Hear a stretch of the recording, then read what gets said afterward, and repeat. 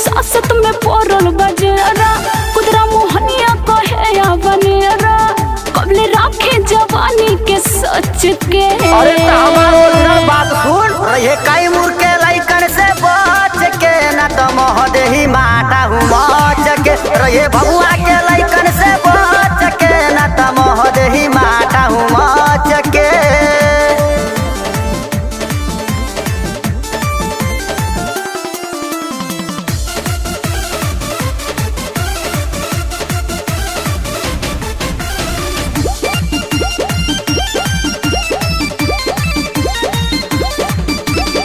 हवा दुर्गावती के बुझिला एही से तो हंसना जुझिला। यही में बाटे चतुराई रे रखू थोड़ी पे ढक्कना लगाई रे। अच्छा तो ये बात बा हवा दुर्गावती के बुझिला एही से तो हंसना जुझिला। यही में बाटे चतुराई रे रखू थोड़ी पे ढक्कना लगाई रे। तो होई सुनो डर लागेला बोलेला रोज के।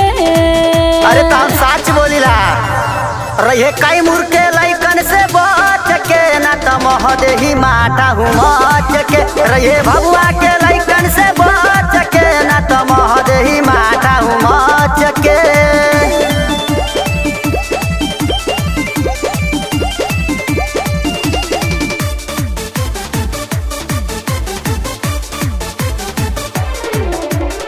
रंजन तू बोला तारा बढ़ के कभी बचाओ के पे चढ़ के मजा ले पाजा में भर के तहिया से देही अरगड़ के।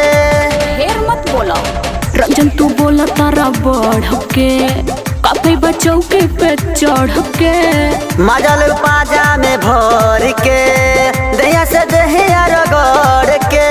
ढेर मत कुत्ता झटका लागे तो गिर जाइबा कच्च से। अरे ई का कहलू हो रहे सारंगपुर वालन से बच के ना तो मोह देही माटा हूँ मच के रहे सारंगपुर वालन से बच के ना तो मोह देही माटा हूँ मच के।